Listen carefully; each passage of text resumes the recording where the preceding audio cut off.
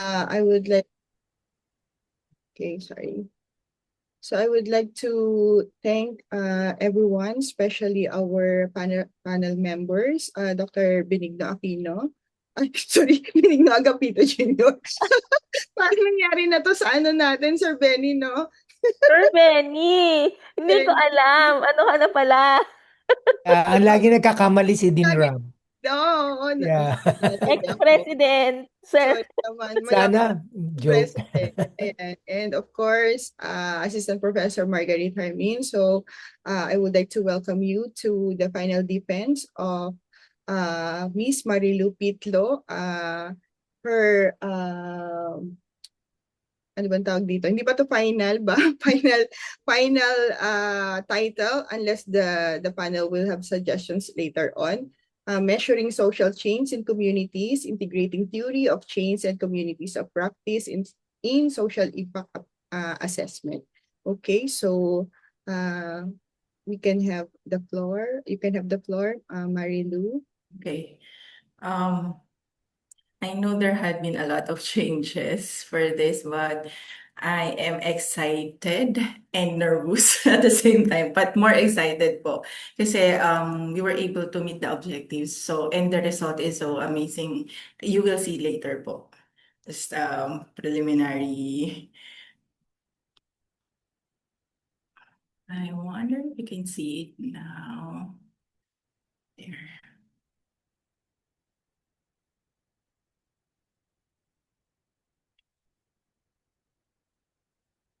So, good day, panel. My study is entitled Measuring Social Change in Communities, Integrating Theory of Change and Community of Practice in Social Impact Assessment.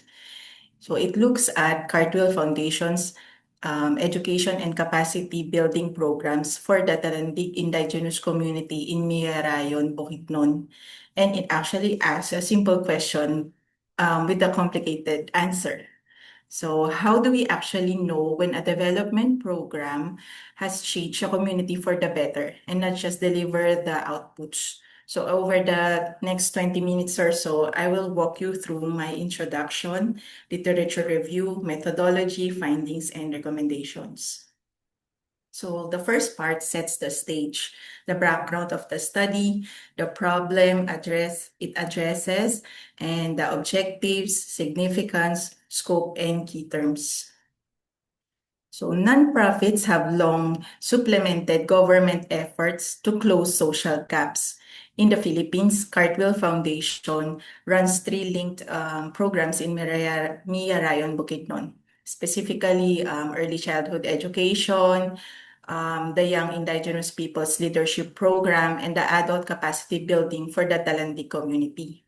The problem is that the conventional M&E reward was easy to count, just mere number of scholars, counting number of scholars and number of trainings.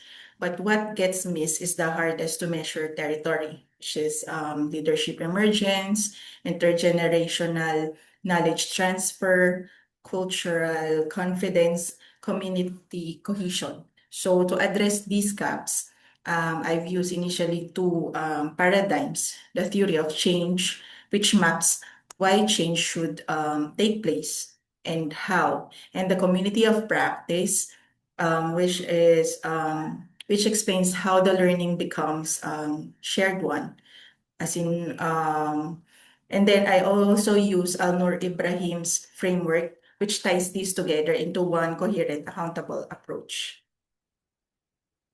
So stated simply, the problem is this. We know that these programs run scholarships and trainings, but we know far less about how alumni, parents, teachers, elders, and the program implementers actually experience and interpret the deeper changes those programs produce and how those perceptions connect visible outputs to systemic community impact. So two research questions guide this study. One is about how stakeholders perceive the link between outputs and systemic impact, and one about where their perspectives converge or diverge. So from this program, I have three objectives. First is to build a theory of change that maps the full pathway from inputs to long-term impact. And then the second is to use the grounded theory to explore stakeholder perspectives in depth. And the third one is translate those insights into concrete recommendation for action research and program improvement. Sorry, Marilu, I have to cut you off. Pwede alam mo yung caption? Tatanggalin ko na lang po. Okay. Medyo na, yun yung binabasa ko. Nawawala yung focus ko. At saka pag may maling, ang tawag doon, may maling translation na gusto ko siyang i-correct. Okay, ma'am. Sige, yeah. Thank you. So, where are we now?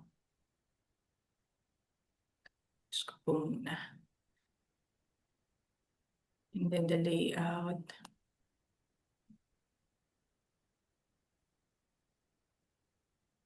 Hintay kong tanggal yung yung caption. Sorry.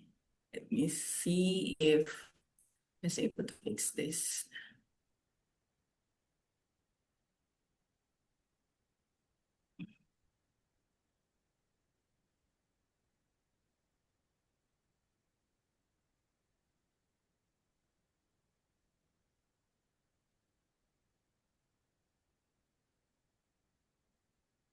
Go ulit.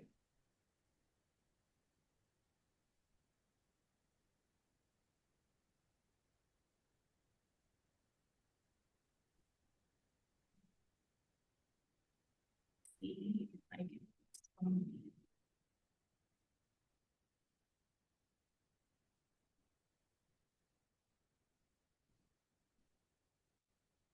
subtitle settings. Oopsie.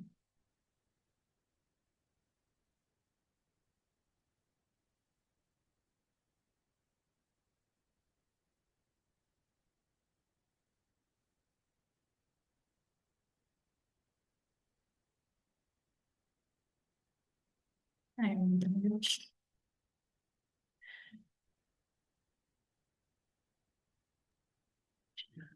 There. I think it's working now.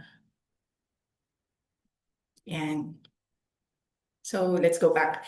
Going back, the study significance operates on 4 levels. So academically, it extends Ibrahim's social impact measurement framework into an indigenous setting. And then operationally, it gives Cartwheel Foundation a monitoring tool that satisfies donors while listening to the community's voice. And then socially, it strengthens downward accountability by treating alumni and elders as co-authors of impact and not just subjects of it.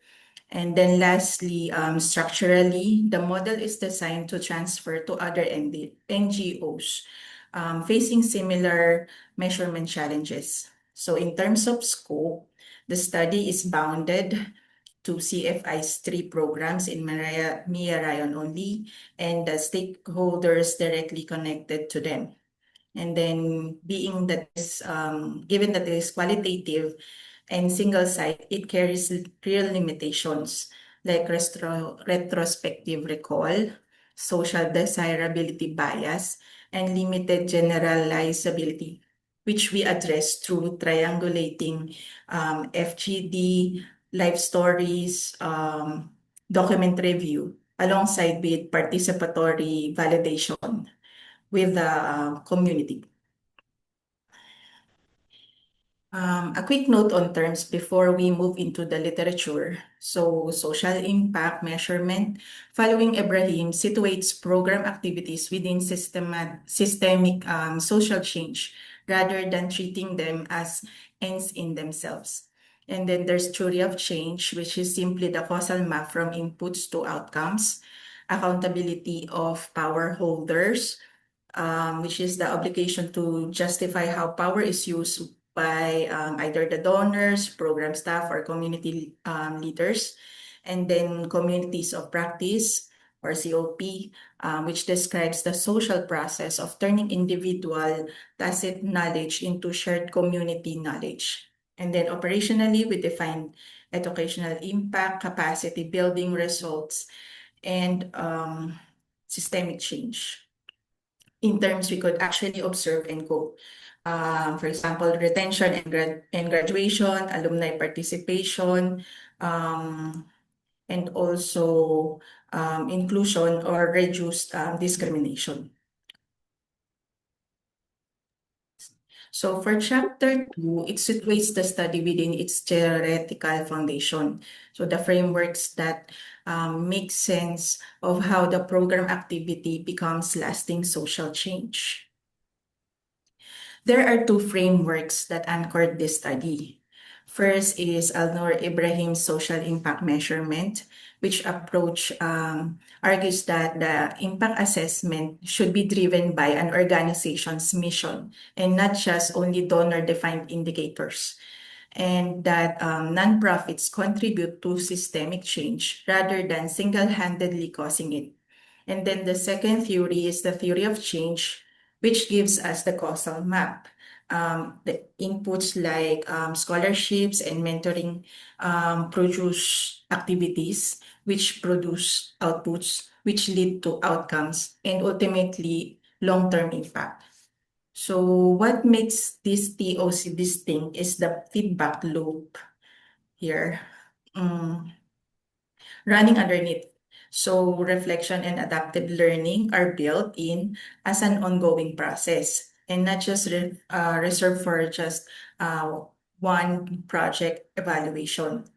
Also, it rests on assumptions stating plainly that education empowers indigenous youth, that starts sustainable development and meets community-based approaches, and that the partnerships will increase both effectiveness as well as sustainability. And the third piece is Wenger's Community of Practice, or COP, which is a group bound by shared concern, engaging continuously through mentoring, dialogue, and storytelling, so that tacit individual knowledge becomes shared collective knowledge.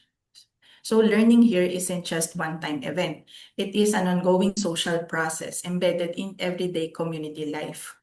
So here the diagram on the right shows why this study integrates all three. So TOC, which tells us what should change and why. COP, which tells us how the change is socially produced and sustained through relationships. And then participatory M&E, which sits at the center as the continuous practice that centers it.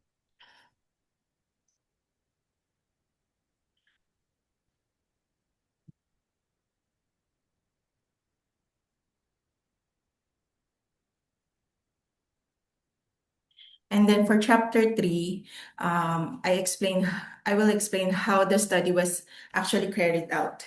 So the design, the people involved, and how their words becomes evidence. So this is a qualitative case study built around grounded theory-informed thematic analysis, guided throughout by TOC, based on Ibrahim's SIM framework. So the study site is Miarayan Bukidnon, the ancestral home of the Talandig people, culturally rich but structurally marginalized by poverty and remoteness. I use purposive sampling to ensure representation across gender, age group, and leadership position. And as the chart shows here, we had 30 participants all in all. So 19 program alumni, 2 teachers, 3 parents, 3 indigenous elders. So that is 2 datos and 1 bae. And then 2 church elders and 1 program staff member who is also an alumnus of the YIP scholarship program. So also the data collection was combined KII, FGD, storytelling, and oral history. Also life history interviews, and I've also reviewed the document of CFI's own operations manual and their annual reports. So throughout the study, we followed free flow free, prior, and concerned consent. So I assured them that it's supposedly private. Only from this study can only be used by UP and then CFI or cartwheels, and then they can also uh, be informed about the research result of this study. So analysis followed a three-stage grounded theory coding process. Open coding examined transcripts line by line, deliberately keeping codes broad into educational access, financial barriers, volunteerism, leadership, indigenous identity, and more. So this preserves the participants' own voice before any interpretation was imposed. And then after that actual coding, that clustered at least 6 conceptual categories, like community empowerment, structural constraints, educational transformation, cultural continuity, psychosocial resilience, and collective ownership.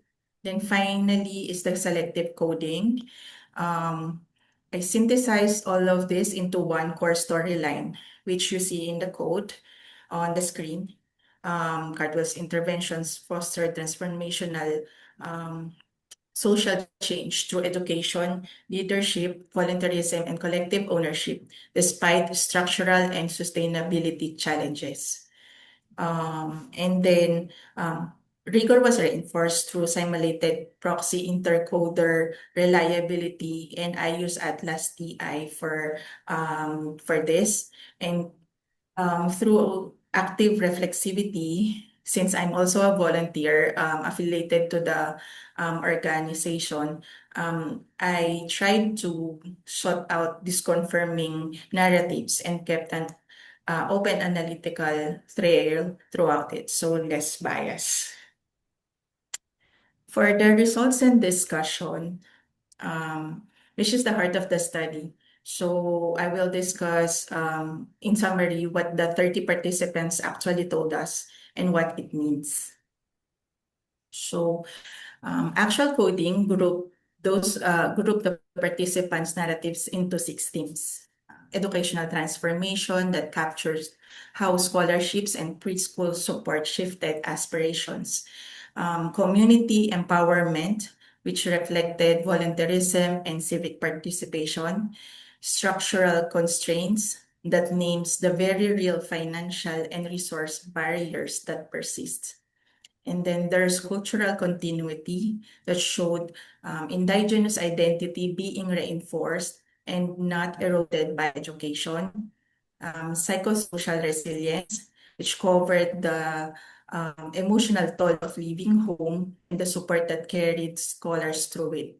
And there's community ownership that captures growing parent and local leadership involvement. So together, these 6 themes reveal a program whose impacts run far more effective than any other usual quantitative studies that I had seen beforehand as I was looking into the literature.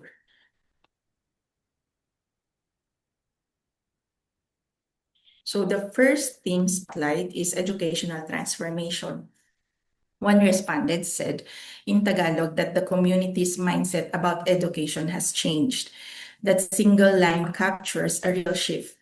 Education, once as seen as an unreachable given poverty and remote location, it became a symbolic and practical pathway to social mobility, dignity, and opportunity. So scholarships and preschool support did not just enroll more children, they changed how their entire families understood what education was for. So the second spotlight is community empowerment, which is anchored in the theme of volunteerism. A respondent described a spirit of volunteerism taking hold in the community. What is notable is that volunteering went beyond individual generosity, like alumni teaching, mentoring young scholars, organizing community events. It actually became a tool for building civic responsibility and collective agency, and for legitimizing community ownership for the program itself. The third spotlight is cultural preservation. A respondent insisted that the children's identity and culture will not be lost. This is perhaps the most important finding for the panel to hear, because a common fear about formal schooling when it comes to indigenous communities is that education tends to displace culture. Here, the evidence points the other way. Participation in education strengthened cultural continuity rather than undermining it. So formal education and talented identity reinforce each other. So pulling all these 6 themes together, selective coding produced one overarching storyline shown here. The Cartwheel's interventions foster transformational social change through educational access, indigenous leadership, volunteerism, and collective ownership, even as structural and sustainability challenges persisted. That last clause matters. Respondents were clear that personal transformation is real and endurable, but it keeps running up against fragile enabling systems like intermittent funding, distance, uncertain institutional continuity. The implication is direct. For these individuals to gain to become lasting community level change, they need to be institutionalized. And not just left independent on just one cycle, one program cycle. So there are 5 key findings that stand out in the study. First is education renewed hope and reshaped aspirations. Then volunteerism and leadership development deepen community ownership. And then psychosocial support networks like peers, teachers, mentors, and family sustain participants through real hardship. And then there's cultural preservation that proved compatible with formal education rather than competing with it. And most importantly, social change emerged from all of these intervention. And then all of it acts together as an interrelated system, not from one single intervention working alone. Also, there are 3 trends that recur across all their narratives. First is growing community ownership of educational initiatives, and then leadership increasingly defined through service rather than personal achievement.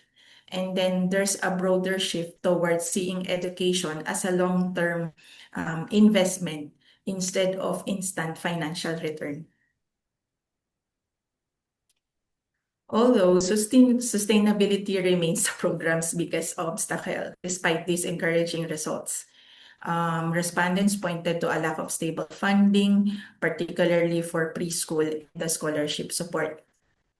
There's a heavy reliance on unpaid volunteers, inconsistent institutional backing, and then there's transportation and infrastructure barriers that limited reach into the most remote parts of the community. These surfaces are real contradictions, because volunteerism is simultaneously one of the program's greatest achievements and one of its most fragile, because it depends on the goodwill rather than structure. On the same hand, or likewise, scholars gained genuine skills and leadership capacity in the program, but there's limited local employment and big infrastructure constraint where they can actually put those skills to use. So in short, structural inequity persists, even as authentic social change is taking root. So comparing these findings against the wider literature surfaces four gaps. First, existing studies document outcomes well, but rarely ask where communities become genuine co-owners or co-decision makers, and not just beneficiaries. Secondly, longitudinal evidence is thin. There are few studies that followed participants long enough to see whether the transformation takes place or holds. Third, COP and participatory MNE are usually studied as separate fields, where in practice, they reinforce each other. And then fourth, indigenous knowledge is acknowledged in principle, but rarely allowed to define what counts as success, like intangible outcomes, like identity, trust, and collective efficacy, which remain undermeasured. So this study's contribution is to address exactly these gaps, like tracing how participation becomes shared power and treating indigenous knowledge as the primary evaluative lens rather than a core truth addition to it. So bringing everything together, this is the integrated framework the study proposes. So across the top runs the results chain, TOC, inputs and activities through outputs to short and intermediate outcomes to long-term social change, which we can understand that it is always a contribution and not sole attribution. And then underneath that, COP, which supplies the social mechanism like freeing, dialogue, storytelling, and reflection. This gradually shifts power from external actors toward the community. And then alongside it is the social impact measurement, which supplies the guiding lens. It should be like mission-driven, contribution-based, and accountable in multiple directions at once. So running through all of this, participatory M&E is the continuous practice that operationalizes the whole system, turning reflection into real program adaptation with success defined by the community and not just by the donor. So in chapter 5, which closes the loop, moving from what I found to what should happen next. So to summarize, Cartwheel Foundation's program generated impact well beyond educational attainment. It provided leadership capacity, strengthened indigenous identity, expanded volunteerism. There's a greater civic participation. There's intergenerational knowledge transfer, and there's a stronger community ownership of to the program. So there are 4 conclusions that follow this. So COP is the critical mechanism that turns tacit individual knowledge into shared community assets through mentoring, dialogue, and reflection. And then there's meaningful impact that comes from the interaction of educational support, culturally grounded capacity building, and adaptive feedback, never from one single activity working in isolation. And then integrating TOC, COP, and participatory SIM. It gives a fuller picture than conventional output-based monitoring. And then critically, this framework is transferable. So other NGOs facing the same tension between donor accountability and community-defined success can actually adapt it. So this table maps evidence directly to action, condensed from the studies, full evidence to action table.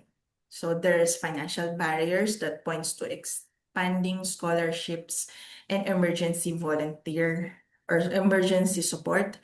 And then there's volunteer burnout that points to structured incentives and honoraria. And then strong community ownership points to institutionalizing and participatory governance.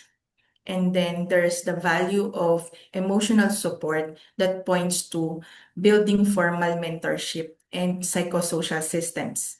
And then there's the centrality of indigenous identity, which points to culturally grounded pedagogy. And then the weak communication points to establishing regular stakeholder and feedback systems.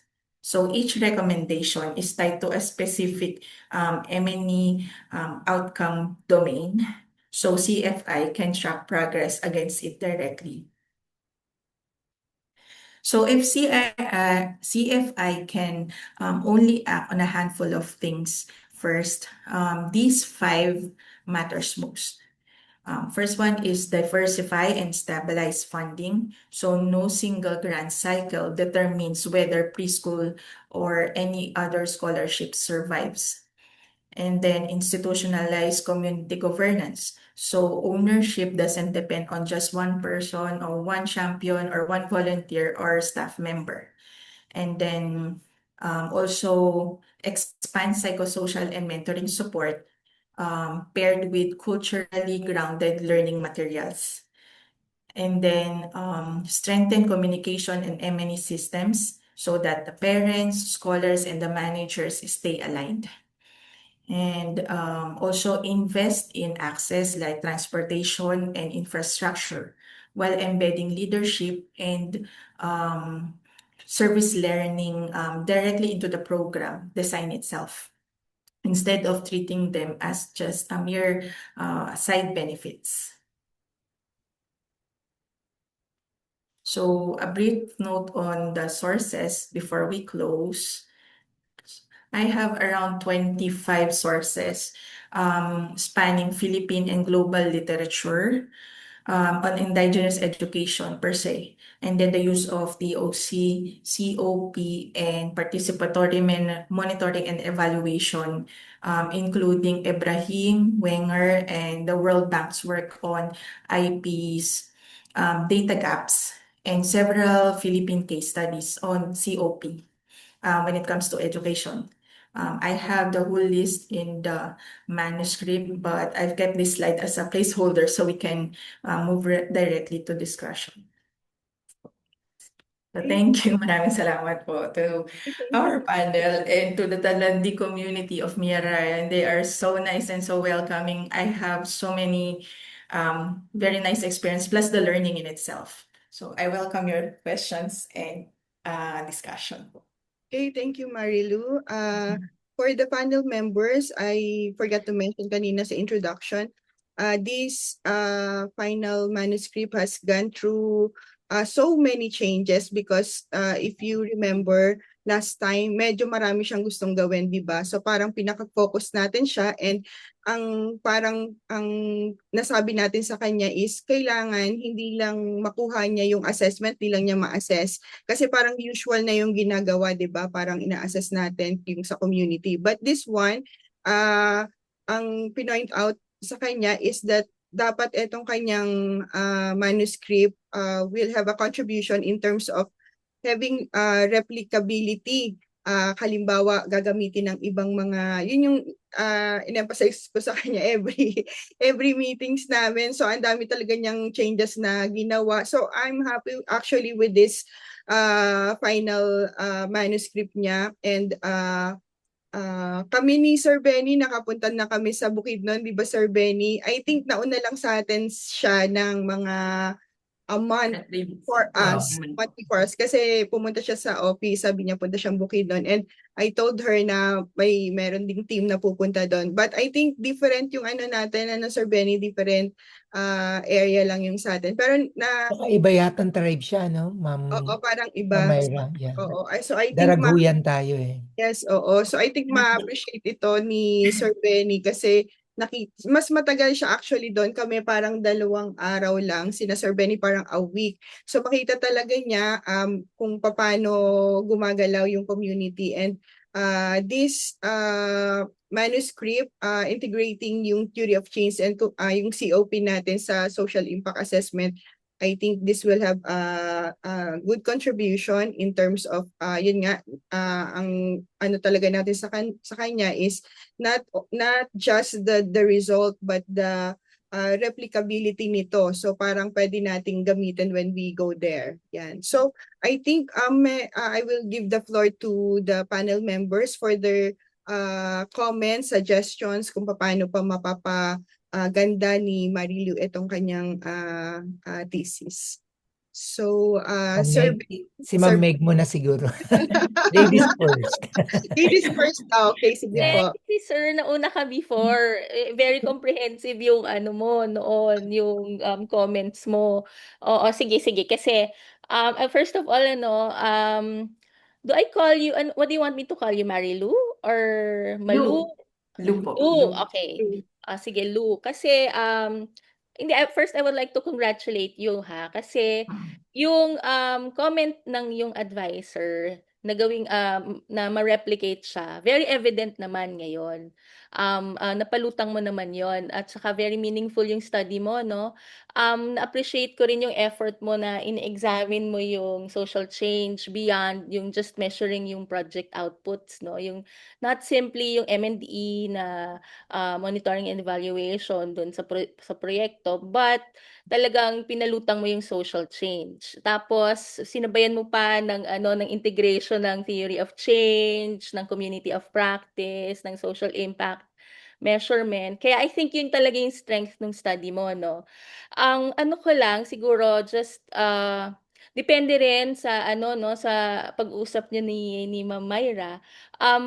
I would like to encourage you siguro na palabasin more yung communication dun sa dun sa study mo. Kasi yes, nakikita ko naman yung social change, yung monitoring and evaluation, nandun naman siya. Pero yung how yung communication affected social change dun sa community, parang medyo manipis pa siya. Pero depende na yon sa dun sa focus talaga ng study ninyo, no. Kasi gusto ko rin makita sana kung may power dun sa study mo, no, kasi may na-mention ka rin na power dun sa study mo. How did these dialogue changed or empowered the community, no? At saka question, yung 30 participants, how did you Opo. decide on the 30 participants? Was Um, it yun lang kasi yung available or by percentage? um, Oo, oo. Kumbaga talagang ginol ko syempre first and foremost yung alumni, and then I want to really talk to the teachers how they implemented it, and then yung dun sa community elders maganda rin yung kasi parang tinignan ko rin din po paano nila sinuport or ba nila or hindi, paano nila sinuport yung mga programs, and then even yung sa church leaders naman din kasi primarily, yung CFI po, pinartner talaga nila yung church dun Oo. sa Via Rayon. Kaya po nag-push itong program na to. Ito po yung, kaya rin namin napili ito kasi ito yung first na project ni Cartwheels Foundation ever. Oo. Like they're already in their 26 years now. Ngayon pa lang actually nagkaroon talaga ng M&E na study. Oh. Usually they have, yun, yung sa annual report nila, counting lang talaga ng mga scholars, ano nangyari, anong mga schools yung tinay up nila, yung Pamulaan Center sa Davao, yung mga courses nung sa scholars ng YIP, and then ano nangyari doon, and then a little bit about ACAP, yung sa capacity building. Although they just dole out money para yung when it comes to sa capacity building. Although sa ibang lugar na project ng CFI, talagang meron silang actual training ng capacity building for the adults. So kumbaga sa kanila sobrang beneficial po itong study na to. Magandang feedback, lalo na it highlights yung mga um, ideas or yung lumabas na result base dun sa interviews kay AI ko sa nila, and then sa FGDs when it comes to sustainability. Kasi hindi nag-follow through. Na-stop yung scholarship, yung sa Binayara yun. Kumbaga parang napunta na yung, kumbaga meron pa sila nila yung mga programs, so tatlong programs, pero sa ibang lugar. Medyo hindi na-continue currently yung yung mga programs, lalo na yung sa college. So, kumbaga, parang yung pagpunta ko dun sa community, parang grateful din sa community kasi gusto nilang ituloy. Kasi sa kanila, yung personal impact nila, hindi lang yun dun sa monetary aspect. Pero yung Oo. sa leadership, naging involved talaga sila. As in, parang nabuo yung community. Ang positive nung lahat na narinig ko, kahit ako na-empower ako nung kausap ko sila, sabi ko, ay maganda yung way na paano in-implement ng CFI yung intervention program. As in, hindi yun nga po, hindi siya, kumbaga parang hindi na-erode yung culture nila. Parang nag-merge yung skills and leadership skills nila, tapos yung sa ACADS, pero ando dun pa rin, ang strong pa rin nung ano nila, nung cultural preservation nila. So, kaya kahit na yung nanggaling even dun sa dalawang feedback ng dalawang dato and bae, ganun yung ano nila, perspective nila when it comes dun sa tatlong program. And then yung nakausap ko din yung isang program staff na naging alumni din po ng YIP or Young Indigenous Youth sa Scholarship. Maganda rin din po yung feedback nila kasi ang nangyari, nakapag-create siya ng isang educational material na parang hilagay nun or meron silang yung ano tawag to, yung local dialect nila na as in gumawa sila ng isang libro. Tapos naging ano pa siya, parang UNESCO awardee, tuloy si Cartwheel Foundation from that. So ang ganda ng impact nung ano nila, nung program. And then yung pag-visit ko po, na-reignite yung group. Gumawa sila ng Facebook page ulit na gusto nila again suportahan na magkaroon ulit ng ECE or Early Childhood Development Program, yun dun sa community ulit, na nabuhay ulit. Kasi parang yun nga nag-stop, like 7 years ago nag-stop. Tapos ngayon, parang gusto nila na parang nagkasundo. Kasi nga yun maganda yung dialogue, yung effect nun. Even nung ando doon ako, nag-dialogue sila. At yun yung parang na-reignite yung passion nila to help again yung community na i-implement ulit yung ECE. Oo, Kahit yun yung na oo. magbigay daw po sila ng tag 100 para lang Oo, oo. magpatuloy po yun, yung mga ganon, nabuhay po siya. Tapos sabi nga, Ay, nagre-request sila, yung alam nila na binibidyo, sinasabi nila doon sa cartwheel na sana po magtuloy-tuloy, lalo na yung scholarship, kasi merong mga sila pa rin ding mga anak na magka-college sana meron pa rin yung scholarship na like na kung ano yung na-experience nila before. So, Oo, oo. Yun, yung na-mention mo na dialogue na yun, napakaganda nun, no, na isama dun sa study. And then, I think itong study mo kasi, hindi lang siya, alam mo yun, yung regular na M&E na report, no, kasi may practical value talaga siya dun sa NGO mismo. At saka, po pwede yan nga, na-mention din ni ma'am na in-insist niya talaga na dapat ma-replicate ito. Kasi yun naman talaga ang aim ng ano no ng mga studies natin dapat ma-replicate and yung may positive ano output and positive ano sa community and it will resonate sana no sana maano to ng ibang LGU at saka IPs and other ano no NGOs yun siguro for now yun lang more on the comments lang naman ako kasi I'm pretty sure si Sir Benny maraming ano yan input at saka questions din no May dagdag din po ako, speaking of replicability, ma'am. Kasi oo sabi ko sige nga go sa ahead tapusin ko lang itong manuscript. Although nakapagbigay na po ako sa kanila ng some sort of, hindi lang report, pero para siyang some sort of manual on how to implement it. Kasi yung unang nakausap ko si practical Rini, yung ano nila, program staff nila doon, sabi oh niya sa akin, yung as in nagbe-brainstorm kami. Kumbaga parang nag-brainstorm kami ni Ma'am Mai.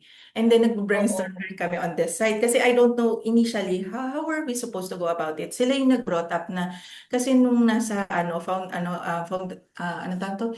Yung organization nila for the NGOs here in the Philippines, Association of Foundations. Sabi, oo tinuro daw po sa kanila kung ano yung kay Alnur Ibrahim na SIM framework, but they don't know how to implement it.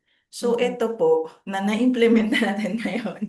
Ang May balak namin, concept of ano ka na, proof of concept ka na, 'di ba? kasi Oo. po, Oo. so gumawa po ako ng parang some sort of manual, yung gano'n, how to go about it from the objectives, ganyan, tapos i-implement mo yung sa, paano doon sa community. After this, sabi ko, ayusin ko lang din yung manuscript at saka after ng defense ko, we can replicate the same method, research design and method, doon sa meron sila pong program dito sa mga Sama Bajau sa what's this sa Parañaque.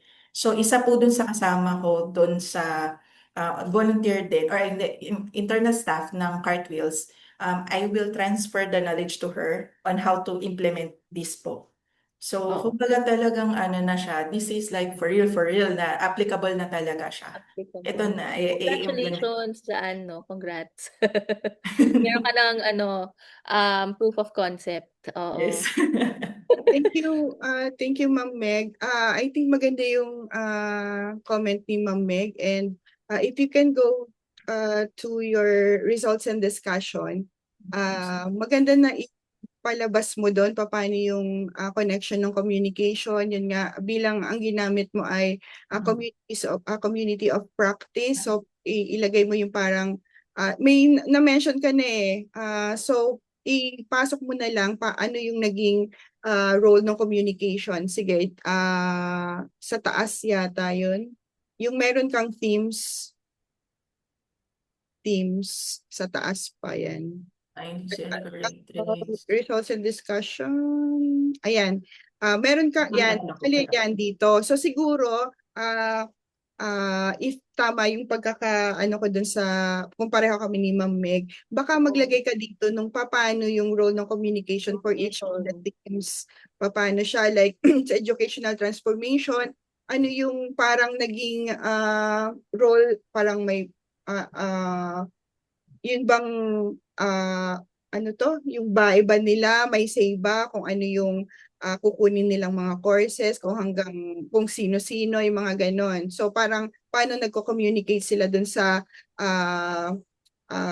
cartwheel, yung mga ganon. Ganon din sa community empowerment, structural constraints. Parang maglagay ka siguro ng parang a paragraph for each na maglalagay ka pa paano yung communication nag-connect dito sa mga ginawa mong ano. Kasi siguro nakafocus masyado tayo dun sa parang methods na hindi natin naipasok yung naipasok natin ng konti lang yung communication, pero maganda nga yung ma-highlight natin. So maganda yung suggestion ni Ma'am Meg na maglagay tayo ng communication part for each of the themes paano para mas mapaano pa ba, mas mapalalim pa natin yung discussion mo, at para mapakita mo rin paano yung processes nila, pagpa-process nila, hindi yung ano ba sila, basta na lang pumapayag sila pag sinabi na ba nung bae na lahat kayo ay mag-attend dito, ganon. So parang ipapakita mo paano yung kanilang pagko-communicate sa each other, sa community, tapos dun sa cartwheel or dun sa mga barangay officials ba na nag-aano sa kanila. So yun na lang yung idagdag mo dun sa discussion. Okay? So thank you, Ma'am Meg. So Sir Benny. Okay, thank you, Doc Mai. First of all, I would like to commend you, Marilu, for completing a very timely tsaka relevant and socially meaningful study. Now, yung research mo, nakitaan ko naman siya na na-address niya yung important concern ng development communication by examining how long-term yung social change may be understood beyond conventional monitoring indicators through dun sa ginamit mong integration ng theory of change tsaka yung communities of practice dun sa kanyang social impact measurement. Now, yung study mo naman, yeah, I find it very interesting kasi nagde-demonstrate naman siya ng high level of commitment dun sa community engagement, particularly dun sa Talaandig community sa how do you say it? Miyarayon. Miyarayon, Bukidnon. Now, yan, nag-contribute yun sa research mo, both academically tsaka socially. Kumbaga, nagkaroon ka ng academic value, at the same time, nagkaroon ka ng socially responsive findings. Now, yung manuscript mo, in general, yes, well-written siya, tsaka logically organized siya. Yun ang nakita ko doon. However, there are several areas lang na kailangan nating ma-address that can strengthen more, particularly doon sa chapter 3 mo tsaka chapter 4, which is actually doon ako nag-focus kasi final dissertation na to. So meron lang akong mga few comments lang dun sa other parts, pero nag-focus ako dun sa chapter 3 mo tsaka sa chapter 4, just to improve yung methodological clarity ng study mo, yung analytical rigor, tsaka yung publication readiness if you intend to publish it in the future. Kasi ang ganda nito kasi culturally relevant kasi yung study mo. So medyo mataas ang chance na to na ma-publish. Naunahin ko muna very short dun sa intro mo. Na-establish mo naman yung importance noong measuring long-term social change. Tsaka very successful naman yung pag-position mo nung study mo within the broader discourse ng development com. Pero agree ako dun kay Ma'am Meg, dun sa sinabi niya na medyo hindi siya ganun kalinaw. Kaya later on as I go on, siguro magsasuggest ako ng pwede mong ikutan para makonect mo yung DevCom dun sa study mo. Now, yung rationale mo, very clear naman na in-identify niya yung limitations noong traditional mentoring evaluation system na sinasabi mo doon, tsaka na-justify mo naman yung integration ng theory of change tsaka yung community of practice. Na may mga suggestion lang ako at kunting observation na may mga several concept ka na paulit-ulit na dinidiscuss throughout the introduction. Particularly doon sa description mo ng theory of change tsaka yung community of practice mo. Lalo na doon sa social impact measurement. Siguro para ma-reinforce natin yung konsepto, ginagawa mo yon. Pero just to make it short, para hindi malenten siguro yung chapter unnecessarily, siguro pwede nating tingnan yon. Okay? Kasi yun ang nakita ko. Tsaka yung research gap may also be stated more clearly doon sa introduction mo rather than simply stating lang kung ano yung few studies na nag-exist. Considering na yung emphasis talaga noong gap ay paano mo ina-address yung previous studies. Okay, paano na overlook or what remains unanswered and how your study specifically address the gap. Yung kasi ang purpose talaga ng research gap. Hindi siya literature review na sinasite mo lang, kumbaga pinuprove mo lang na ano pa yung hindi na-answer ng mga literature review, yun ang magsiserve na research gap mo sana. Okay? Now, dun sa literature review mo, siguro pahapyaw lang, ang suggestion ko lang, although na very comprehensive na yung ginawa mo, siguro portions of the literature review become descriptive rather than analytical. Kasi di ba pag gumagawa tayo ng literature review, not just citing them, kinakailangan ina-analyze mo siya how that particular literature review is connected to your study. So, nakita ko kasi napaka-descriptive mo lang. Siguro medyo palitan mo yung atake mo ng literature review para magkaroon siya ng connect dun sa study mo. Siguro i-analyze mo yung literature review na yon, what makes that particular review related and important dun sa study mo. So, dun lang yung nakita ko lang na positioning noong literature review mo. So, sa methodology mo, ito na yung medyo nagbigay ako ng masyadong emphasis dito. Overall naman, yung chapter 3 mo is methodologically sound naman siya, tsaka very appropriate siya na nag-align naman siya dun sa objectives of your study.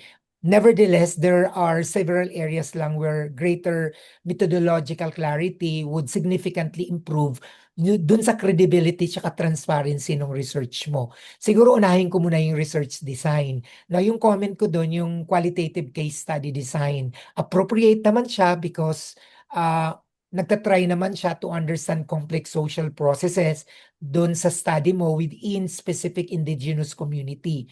Yung methodology mo is generally consistent naman with your research objective.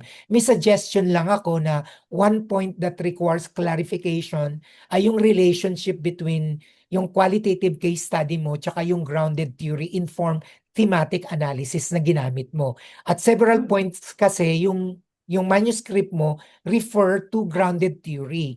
Yet, yung overall design mo remains qualitative case study.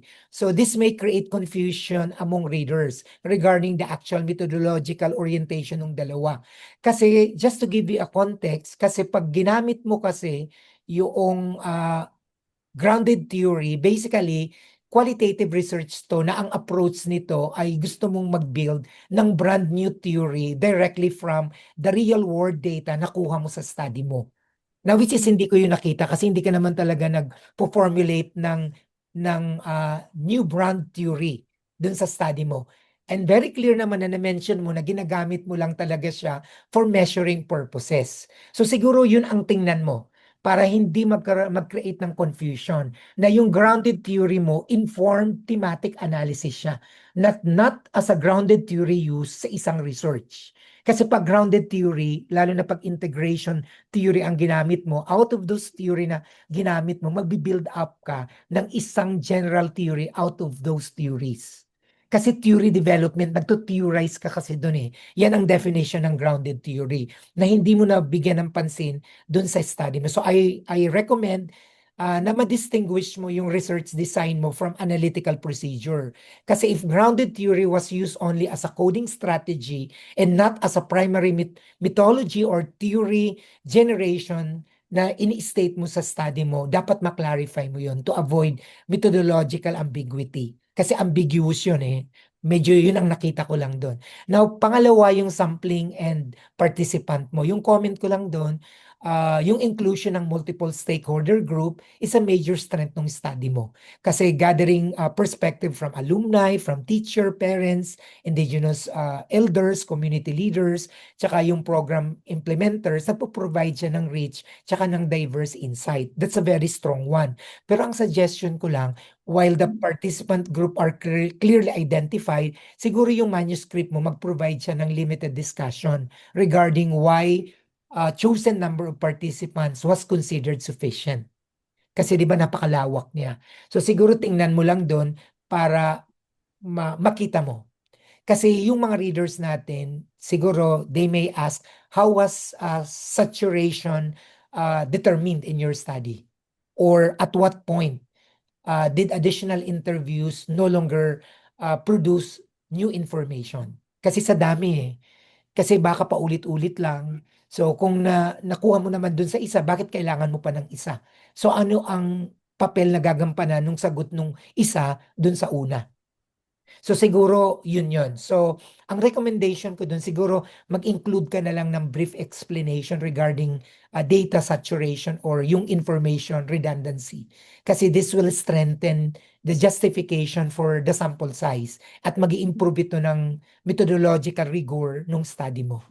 Now, dun sa data collection mo, ang comment ko lang yun, yung use ng multiple qualitative techniques including interviews, focus group discussion, meron ka dun storytelling which I really love most, yung life histories mo, tsaka yung document analysis is one of the strongest aspects talaga noong yung methods na ginamit mo because it allows triangulation of evidence. Kasi doon pumapasok yung triangulation eh. Kasi if this particular method is not enough, meron kang pangalawa to validate it.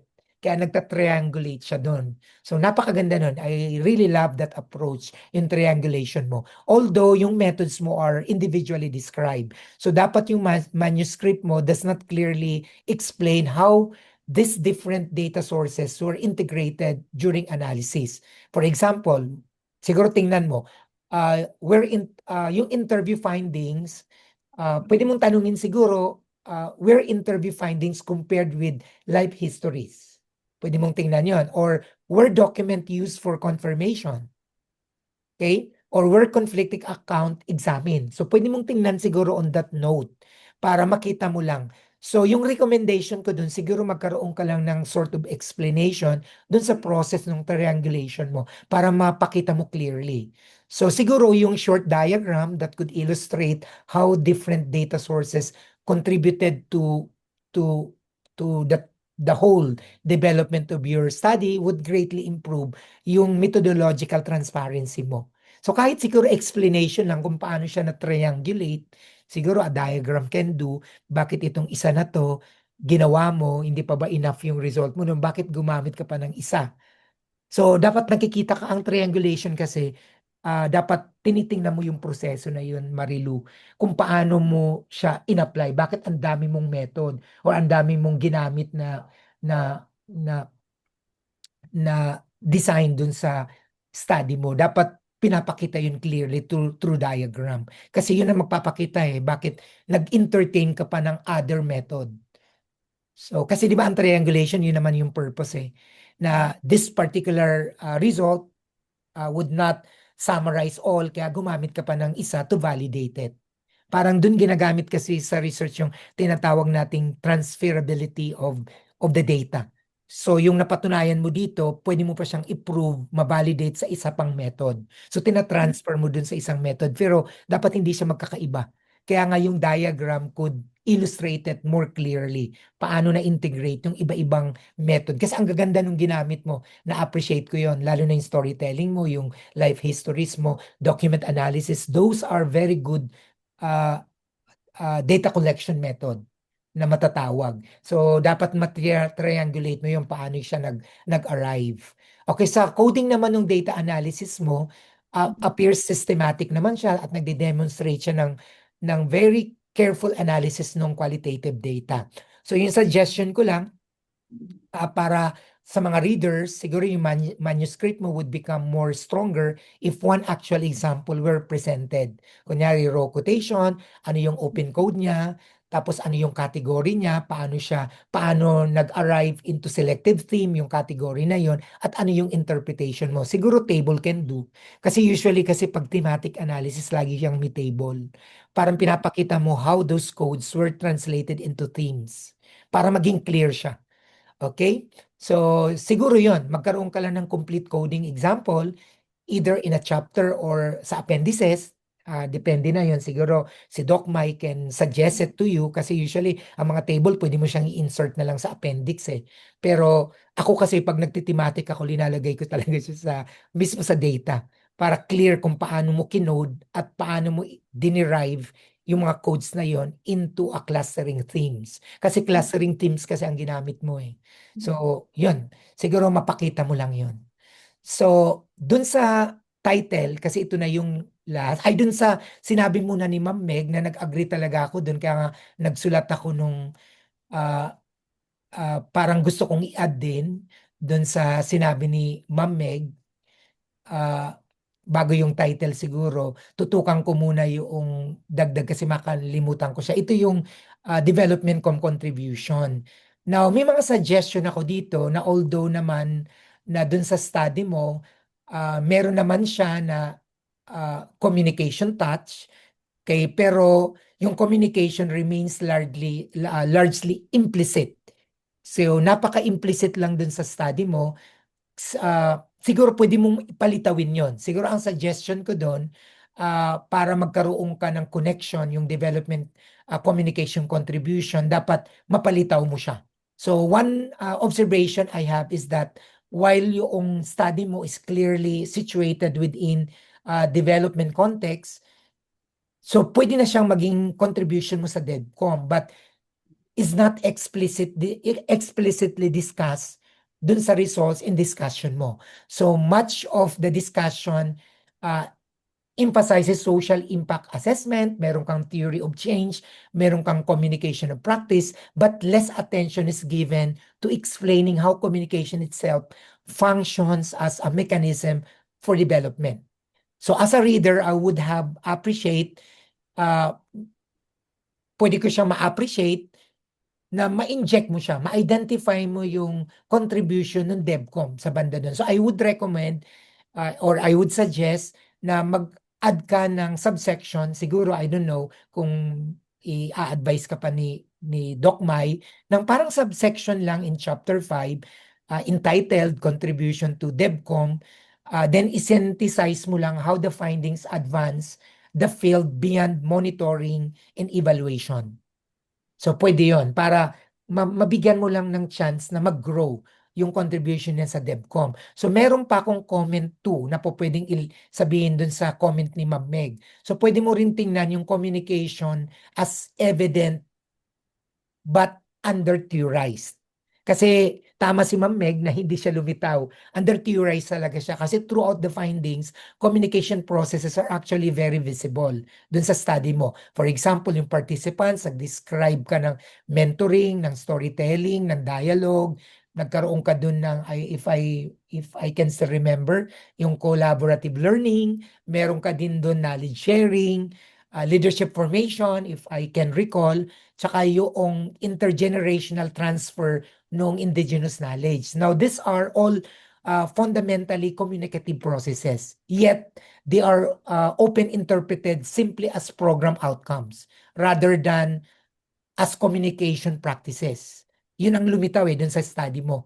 Parang more on program outcomes lang siya nung study mo, but they are not communication practices dun sa study mo. So I would recommend the discussion could be better explained that social change nag-o-occur siya not merely because of educational program na in-implement, but because communication nagpa-facilitate siya ng participation o nagpa-facilitate siya ng collective learning o nagpa-facilitate siya ng trust building or knowledge exchange or nagpa-facilitate siya ng community ownership. So dun lilitaw yung study mo. So pwede mong mabigyan pansin dun yung participatory development communication as an angle. So pwede mo ma-address dun yung participatory DevCom, which is very significant dun sa study mo kasi community-based ka. Okay? Now sa title, siguro i-connect ko na lang to dun sa diniscuss ko kanina na hindi mo nabigyan ng distinction yung evaluation used noong grounded theory mo or ginagamit mo ba yung grounded theory as a theory itself. Kasi di ba ang definition ng grounded theory as a theory and as a design itself ay nagbi-build up ka ng new theory. Yan ang definition ng grounded theory. Now, overall, appropriate naman yung title mo and generally consistent siya with your objective, consistent din siya sa method mo tsaka finding. However, as a panel, I would recommend refining the title because parang nagpa-promise siya something slightly broader than what the study actually accomplished. Kasi yung current title mo, yung Measuring Social Change in Communities, tapos Integrating Theory of Change and Community of Practice and Social Impact Theory. Sa evaluation ko, napaka-strong na nito, yung title na to, kasi ina-identify naman nito yung central phenomenon ng study mo, which is social change. And secondly, nag-reflect naman dito yung two major theoretical lenses na ginamit mo, yung theory of change saka yung community practice. Pangatlo, nagko-communicate naman to ng isang anggulo na sinisituate yung study mo within social impact assessment, which is accurately reflect dun sa conceptual framework ng objective mo. So overall, ang reader immediately understand that your research concern measuring community level social change using established development evaluation framework. Pero may nakikita akong minor concern. My only concern there is that yung title mo, nagsasuggest siya na yung study mo, nagde-develop siya or nagbabalidate siya ng new integrated framework for measuring social change and community in general. Which is ito yung sinabi ko kanina sa'yo, na misinterpretation ko kung paano mo ginamit yung grounded theory. Kasi very clear yun ang nakikita kong minor concern, na nagde-develop talaga siya o nagva-validate siya ng new integrated framework. Di ba pinaghalo mo sila, na nung pinagsama-sama mo sila in one study, ano yung na-generate na lens or ng framework nung mga theories na yun dun sa study mo. Parang yun ang pinapakita nung title mo. However, based on the findings, yung study mo is actually qualitative case study of one organization. Ito yung Cartwheel Foundation na nag-implement sila ng mga initiatives nila sa Miyarayon, Bukidnon. Now the findings mainly demonstrate how integrating TOC tsaka yung COP na nag-i-help para ma-explain yung social impact of the particular development program. Parang ganun yung findings mo. Pero yung title mo, leading to the development of a new theory. Okay? Kasi yung measuring social change in communities sounds broader kasi siya than actual scope. So para ma-align siya with the findings, kasi nakita ko naman sa chapter 4 and 5 mo, ang tinututukan mo doon yung educational intervention, indigenous identity, community participation, yung knowledge sharing mo. Tapos meron ka pa doon binabanggit yung theory of change, successfully explain naman siya.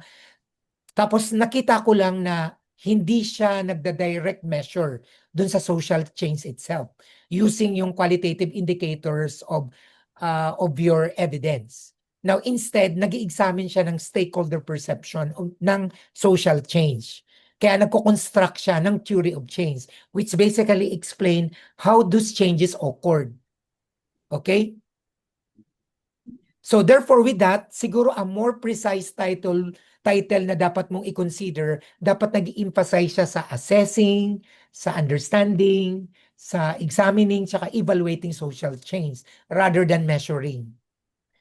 Okay? Kaya ang pwede ko masuggest sa'yo, I don't know if Ma'am Doc Mai would agree. Siguro ito nga sinulat ko kanina habang pinapakinggan ko si Ma'am Meg. Siguro ang tingnan mo na ang suggestion ko, siguro a good title would be Assessing Social Change in Indigenous Communities through Theory of Social Change and Communities of Practice. Tapos colon is Social Impact Assessment or Cartwell Foundation Program. Parang something like that. Okay, suggestion ko lang yun para pagkaroon siya ng better alignment kasi yung assessing is more appropriate for a qualitative study kasi nag-identify siya ng actual research context.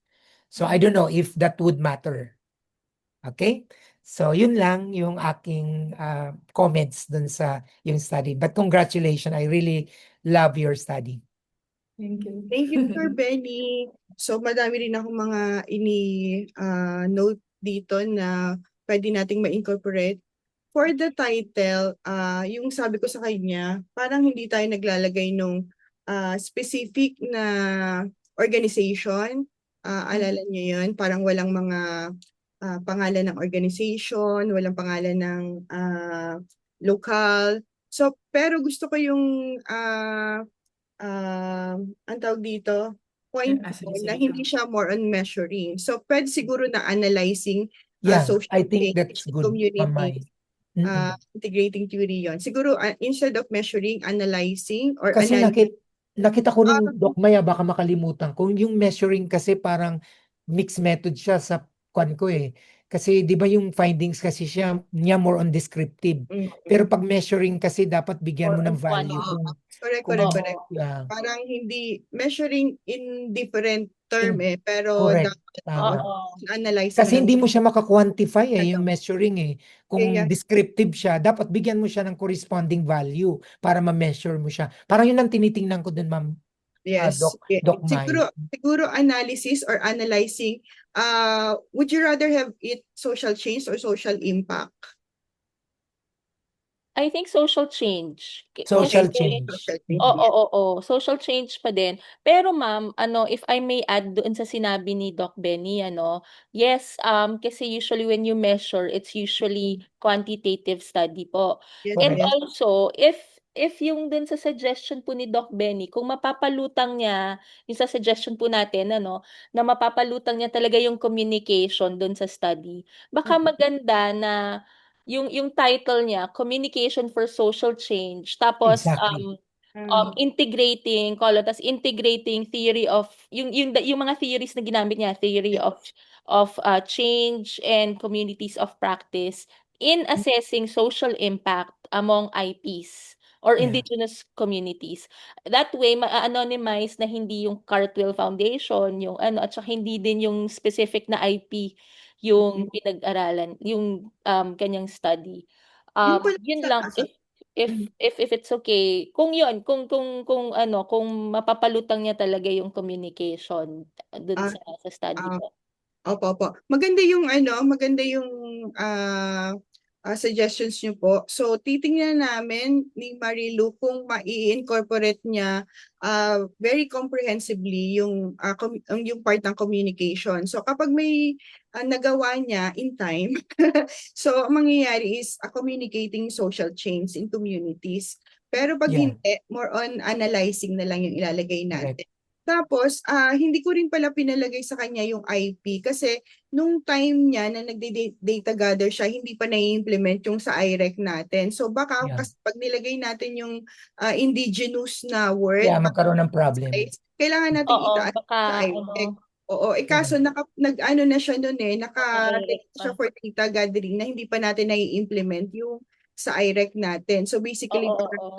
parang mode 1 lang yung ginamit natin. Parang kinonsider lang natin na yung ginagawa niya, even though this is for IP, parang ito ay kasama doon sa bilang isa siyang volunteer, kasama doon sa parang partnership, anong tawag dito, parang understanding, MOA, parang gano'n, parang doon siya pumasok. So parang hindi ko siya, gusto ko talaga siya ipalagay indigenous before, Yeah. pero nagkaroon Pero nga tayo baka ng maano IREC. pa, ma-flag pa.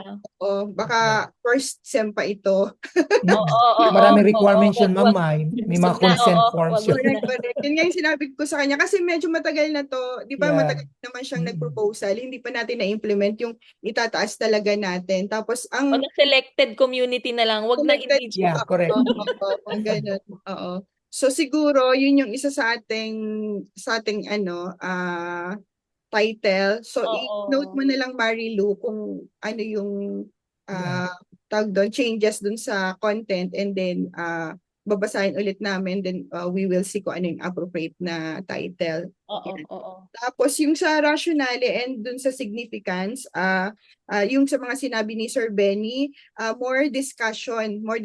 Actually, yun nga yung sinasabi ko sa mga nagpe-present, minsan mas marami silang nasasabi during the presentation na hindi nalalagay dun sa paper. Kasi parang siguro mas free sila kapag presentation. So, ilagay mo yung mga significance, more discussion sa significance, yung sa RRL mo, more discussion on how this is related dun sa results in discussion mo. Kasi yun nga, parang medyo diretso lang na ito yung mga example ng mga organization na may mga programs. Pero ilagay natin yung paano ginamit itong mga integrating, halimbawa yung sa TOC or yung practice nila pag bibigay ng assessment. Meron actually ikaw, pero baka kailangang dagdagan mo pa ng mga Per each po, ma'am? Yes, oo. Per each study. Yes. Yung sa coding, actually may mga coding na siya sa dun sa paper niya. Yeah, meron na. Meron naman siyang nakalagay doon. So maganda, siguro more of discussion, I think, yung siguro nakulangan si Sir Benny. Kasi meron ka na doon na parang raw, tapos ito yung nangyari. Paano mo siya kinode yan. And then,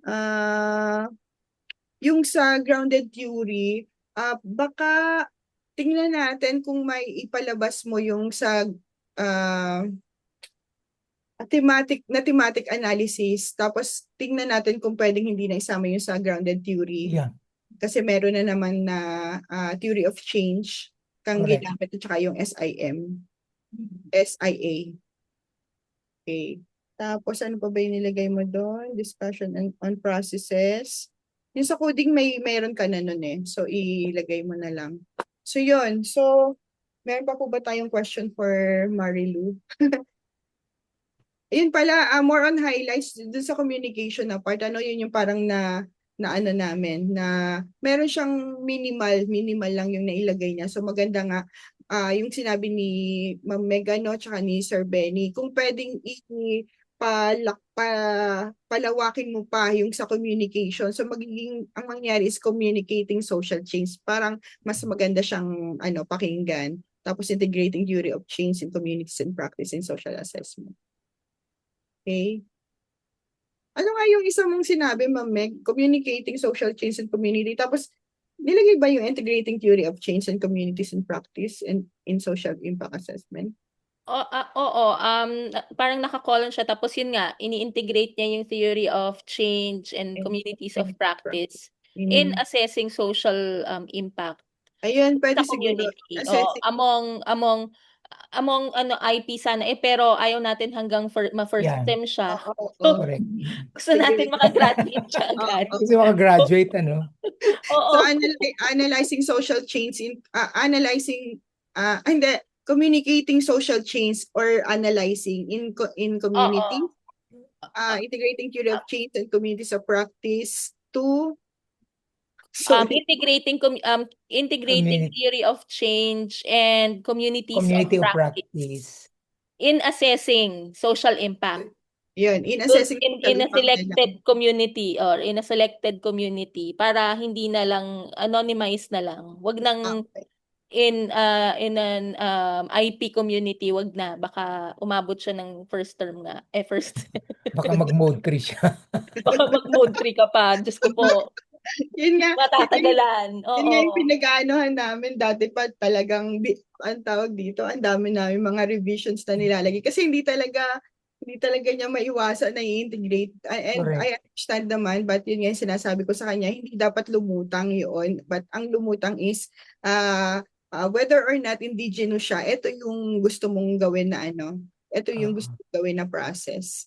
Ayan, Oo. sige. So, Actually, sorry, Doc Mai, pwedeng communicating social change or communication for social change. Pwede din yun. Oo. Yeah, pwede siya. Any, yes, oo. oo. So maglalagay ka sa introduction ng communication, maglalagay ka sa introduction ng communication sa RRL at saka sa mga results and discussion. Yung sa result, papasukin mo din kung meron nga siyang isang theme na lalabas na yung communication din parang isa din siya kaysa dun sa either way, either nakasingit siya dun sa mga themes mo or may isa siyang theme mismo. Yung communicating social change, communication for social change, tingnan mo kung ano yung pwede mong ilagay. Pero make sure na kapag may mention ka dun sa title mo, kailangang i-define mo yon at magbigay ka ng example dun sa baba ng ng manuscript mo. Ayan. So, meron pa po ba tayong question kay Marilu? So far, wala na sa akin, Ako, Doc wala Mai. na on my end, Doc Mai. Congrats. Congrats! So, Ganda ng study mo. So with that po ay hanggang kailan nga tayo, Jel? Parang hanggang September ba pwede niyang ibigay or mga after, mabilis naman to si Marilu na so siguro mga 1 week, after 1 week, please give us the revised manuscript and Bilis then 1 week. Bilis. ganyan kaming 1 week. Para makasama ka na sa graduation. Oo, go na. Para maka-midterm na. Mid-year. Correct. Oo. Kasi baka kulang pa yung so kailangan madaliin. Actually, madali na yan si Marilu pumunta na ngayon dito sa headquarters natin. Tsaka yung result naman, Doc May, nandun na lahat yung Nandun sinabi na. namin. Restructuring ka lang talaga. Nandun na siya nasa findings mo na siya. Siksik-liglig nga ang iyong research. Binawasan pa nga ito ni Marilu kasi diba dati ang dami-dami niyang ang gusto. Sabi natin, konti na lang yung gawin mo. Oo. Para maano ka. Konti na lang. Yes, so mag-part 2 ka na lang. Ibang na yan. Basta i-dissertation mo na lang yan. Sabi ko nga, yung lalim ng interview niya, pwede pa niyang gawin later. So maganda yung nakita natin dito na may yung part na yung communication for social change or communicating social change. So dun siguro magdidepende yung ating title. So, ano pa ba ang question ko? So, mayroong ibibigay si Angeline sa'yo na, si Angeline talaga, si Jel. Kompleto talaga. May ibibigay sa'yo si Angeline Fortes. Parang galit kay Jel, So, may ibibigay naman si Jel sa'yo na recording of this at makikita mo kung ano yung mga part na yung in-emphasize natin kung ano yung mga i-correct, especially yung sa mga summary yung ginawa ko na kung ano yung i-adapt natin. Yan. So, to formally ask the panel members, do you endorse this kinakabahan siya. You endorse it. Pero on the side, sobrang grateful ako kasi lumalim yung yung Yeah. experience and tsaka yung sobrang ang dami ko pa learnings. Hindi lang yung nalaman ko dun sa community, pero yung process po itself. Yes, Sobrang yes. lumalim po yung kaalaman ko. Sabi ko, ang ganda pala yung ganito. Oo, Sa maganda siya. research talaga. Sige, so tatanungin ko na yung panel to formally endorse the approval of Miss Marilu Pitlo's thesis. Yeah, sa akin na Doc Maya, ini-endorse ko yung kanyang thesis. Thank you, Ma'am Meg. Ako ma'am, I formally endorse her thesis. I have no objections, Your Honor. Thank you so much to the panel members. Napakalaki po ng inyong mga contribution dito sa thesis po ni Marilu. So, ito po ay talagang pinaghirapan po ni Marilu. Lumuwas talaga siya sa Bukidnon na napakaganda po. Sana makabalik ni Sir Benny doon. So, Yeah, sobra. yeah, so we would like Babalik to... nga ako dun Personal ko na lang. Hindi, Ganda yan.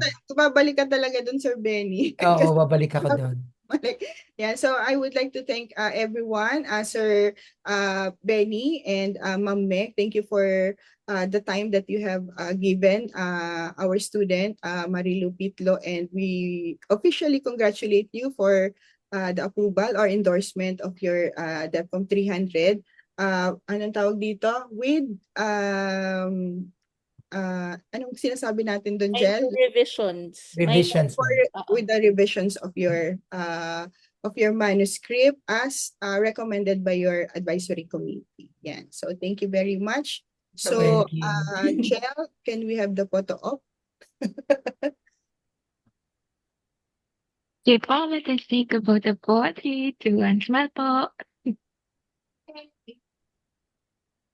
Thank you po. Okay, thank you, Okay, Marilu. congratulations, Marilu. Finally, konti-konti na lang. Konti-konti Yeah. lang. So just give to me the revised manuscript, and yun na. Let's go. Yeah, stay safe Thank you, Ma'am everyone. Maisel. Ingat-ingat tayo. Congrats. Stay Okay, safe. bye-bye. Okay, Everyone. bye-bye. Thank you, Jel. Thank you, Jel. Thank you, Tel. Thank you po. you. Bye-bye.